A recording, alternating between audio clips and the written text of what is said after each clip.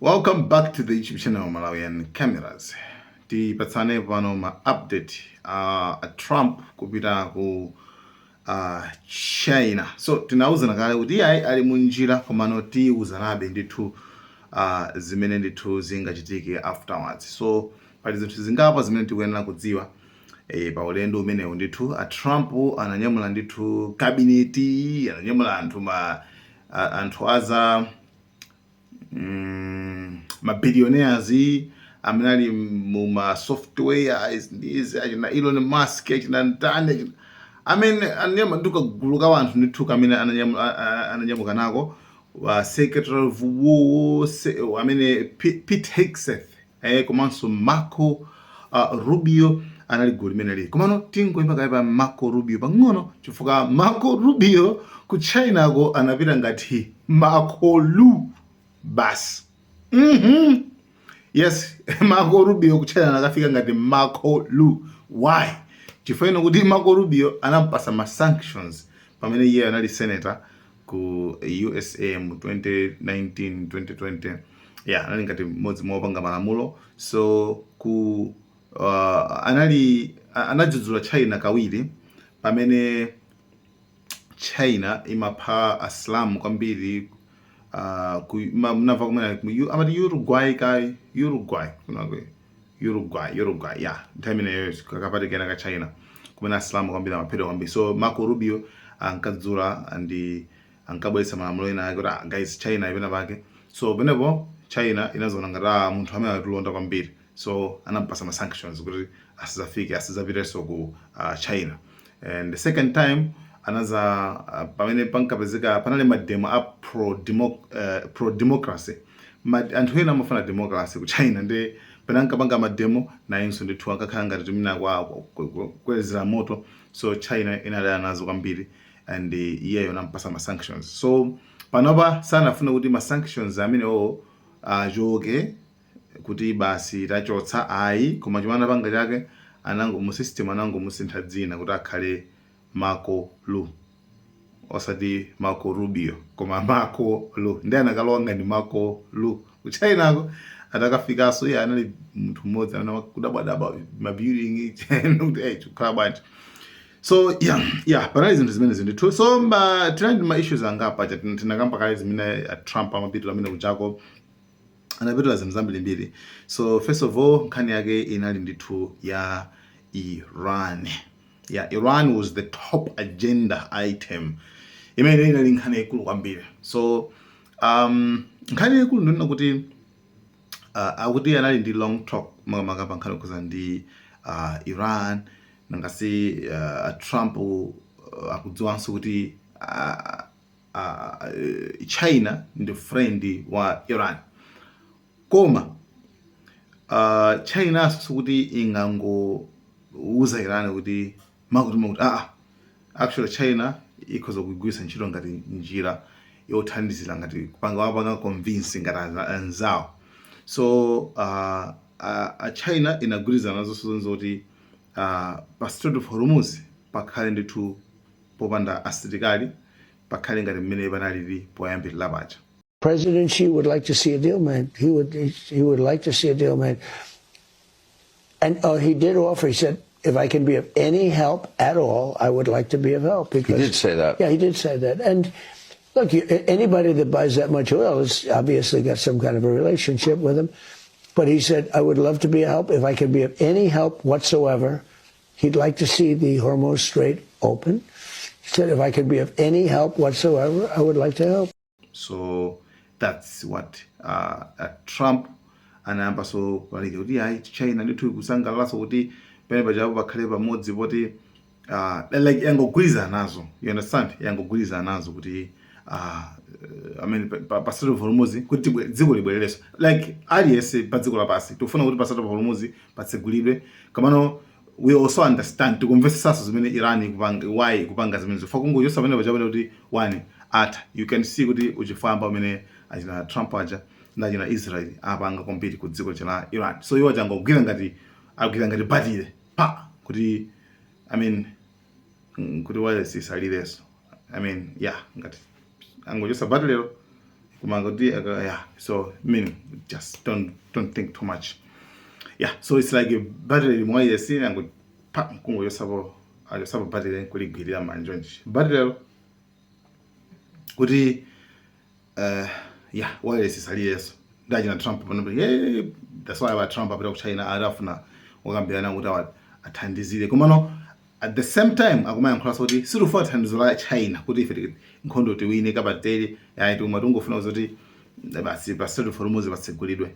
So I mean anyway muli mwesemo so zachitika ndizimenezo. So number 2 kunali nkhani kuzana ndi trade and tech truce makamaka nkhani kuzana ndi za technology business. That's why kunali china Elon Musk kuna anthu ambiri mbiri kamano not a big deal when it's just you know kumano pakati pano sipana tuluke like tenauyan sipana tuluke announcement ndiyo kuti tabasana ndiyo kuti pana pakati pano. Remember kuti lasasiku limodzi mu China kuti lero na mkhanga tisulama you know zina. So so ango tiona kuti mawali khalotane nkhani ine ndikhuza ndi Taiwan number 3 nkhani khuza ina Taiwan. So nkhani ya Taiwan China makamaka president wa dziko la wa dziko la China anayankhula anachita kuona kuti I mean mishandling Taiwan could push the US and China toward clashes and even conflict. But nkhani khuza ndi Taiwan it's red line tinakamba nkhani khuza ndi Taiwan pachambuyo muje it's a red line. So yesere nditu kukhanga kuti blah blah ife tukuona zoti Taiwan nje nditsiko ndiyathu imene ijayo right tukuona zoti Taiwan ndi yathu. So ngakhale Taiwan yonso inapanga so ndosa statement ena kuti ife tuli mbali ya USA. So anyway bulipo sebo komano China sinapanga give up and palibe breakthrough palibe chimene twakambirana I mean okay palibe agreement iliyonse imene abwera pakhana kuza ndi China yofuna yokhuza ndi Taiwan. China yofuna kuona kuti Taiwan America sama tumize zile ku Taiwan okay asama thandize ngati dziko la sovereign like dziko la imapaloka no okay zimefuna China. So America yofuna zoti zigulisa bezira izi khalabe ikutetezabe dziko la Taiwan ngati dziko la imapaloka. Kamano nkhani imeneyo sikuti pali okay of course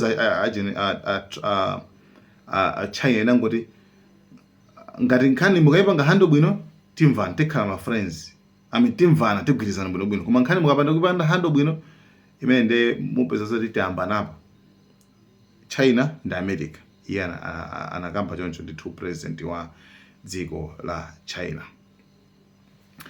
So panaliso nkhani number 4 ngati managed stability.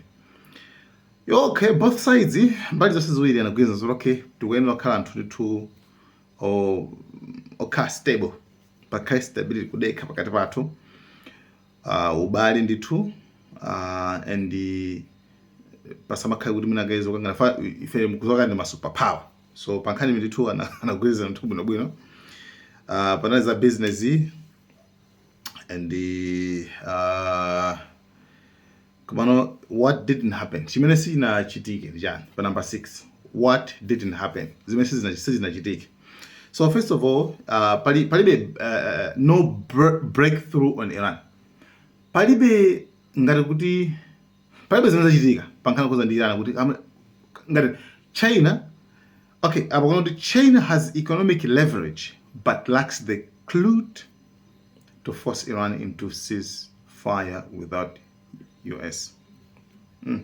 China ndithu indi economic leverage kuti ili joker okay pa Iran koma singapanga force Iran kuti basi pakali ceasefire popanda America mede kambira mucha kuti zire nkhani yake soti China ngapanga force kuti Iran no actually zinthu zinde mwa diplomatic almost China yose siyo posa fai kudzoba bwino za zimene ndithu America ndi Israel mabanga. So palibe there is no breakthrough pa nkhani yawo kuti okay akambirana zakuti kuti apa zatheka ndi Iran ndipo koma China yangogwirizana nazo kuti yes pasalo hormuzi pacha ndithu pakhale ndithu potsegulidwa pasama matogeti chanchane.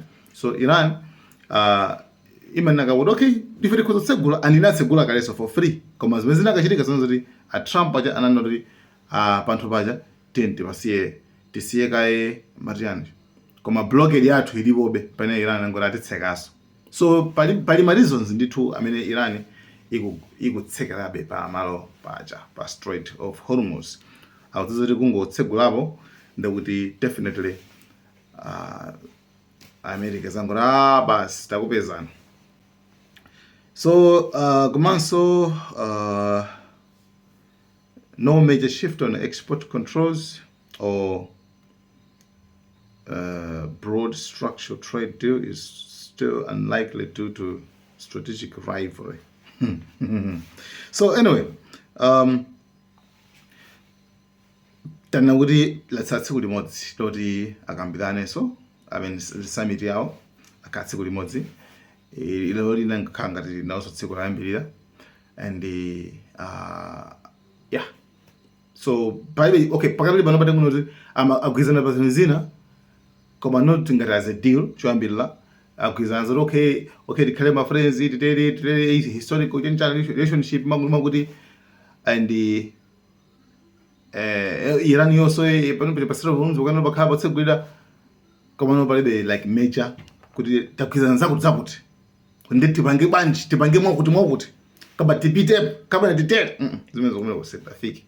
So tiona somawo kuti zikhale banji Trump ndithu arafusa anaenda ndi Xi president wa China marafusa nkhani kuza ndi Taiwan makabanja nkhani Taiwan makambirana Trump anakanika kusana anangopanga ignore fuso licha osaliyankha zina zanayankha koma fuso la Taiwan konkosana liyankha yayi why mudziwa kai pacha China now say hey that's the red line whenever. How were your talks, sir? Great. Did you talk about Taiwan, Great Mr. place. President? Incredible. China's beautiful. 特朗普总统说谈得很好。Did you talk about Taiwan, Mr. President?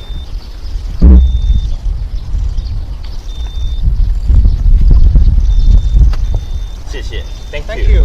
Thank you very much. Mr. President, did you talk about Taiwan? Hey, thank the press. Ndi simzoti kwinako zikhale banji kuti awakana akavomera nanga what's life. Guys, thank you so much. Malawian cameras.